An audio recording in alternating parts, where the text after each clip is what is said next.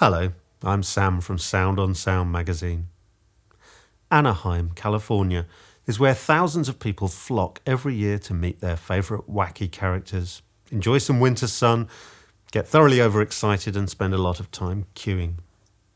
You can also go to Disneyland. You remember that time your LA2A caught fire, so you threw it into a pool of toxic waste and then later on it was adopted by a family of skunks.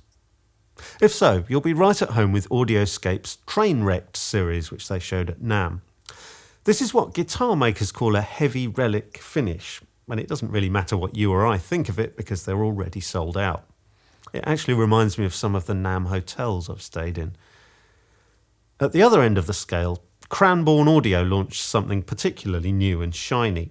The Carnaby HE2 is a stereo master bus processor that combines their unique harmonic EQ circuitry with mid-sides matrixing, insert points and digital plug-in control, and it looks very cool.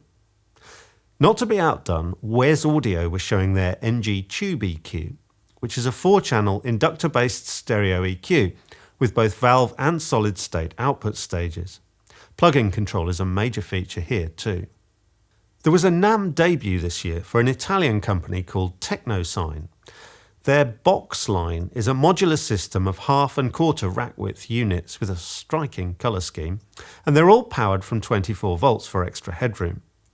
The smaller modules are mostly utility products like DI boxes and headphone amps, but there's also a mic preamp and even a 16-channel summing amp. The half rack units include an EQ, a dual mic preamp and a stereo compressor. And they were also showing an absolutely tiny guitar amp that sounded surprisingly good.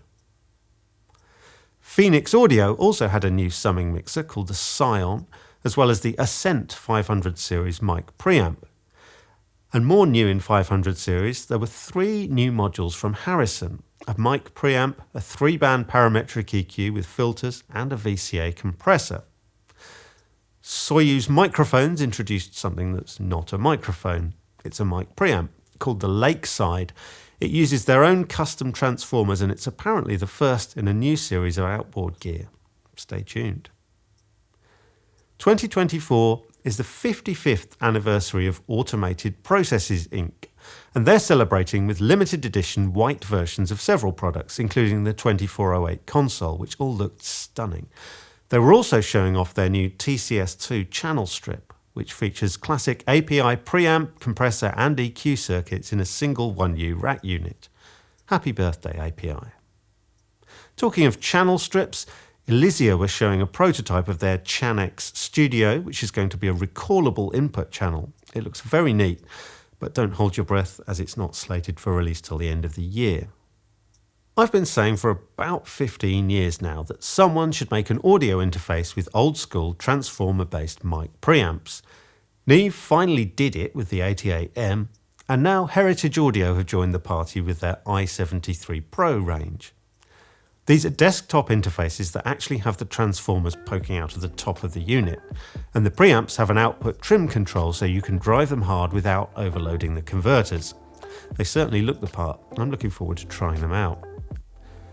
Also new on the audio interface front are the Lynx Hilo version 2, an updated version of MOTU's timeless 828, possibly the most influential audio interface of all time, and a new range of highly affordable USB interfaces from Steinberg called IXO. IXO? Now I reckon the most used piece of gear in almost any studio is the monitor controller, so I'm always pleased to see new models showing up. Genelec was showing their 9320A, which is a hands-on controller for their SAM monitors. All monitors should be SAM monitors. And there were also some very nice looking analog monitor controllers. Radial Engineering showed their new Nuance Select, which looks very promising. And Lake People had a rack mount controller based on their excellent MC100. Finally, Chord Electronics are a British company who specialise in high-end power amps. But they used the NAMM Show to launch something a bit more approachable. The Alto is a neat little box that combines a twin headphone amp with a 50-watt power amp to drive your passive near fields. And like all of their stuff, it has incredible specifications. So with our microphones preamplified, our audio interfaced, Our monitors controlled what's left.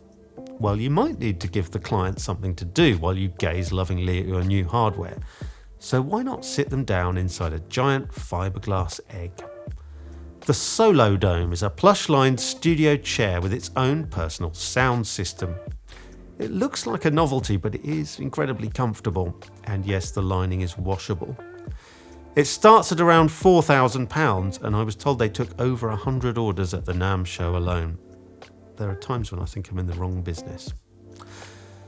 Thanks for watching. Catch up on the rest of the NAMM news in our other videos, where we'll see what's new in monitoring, microphones and software and synths.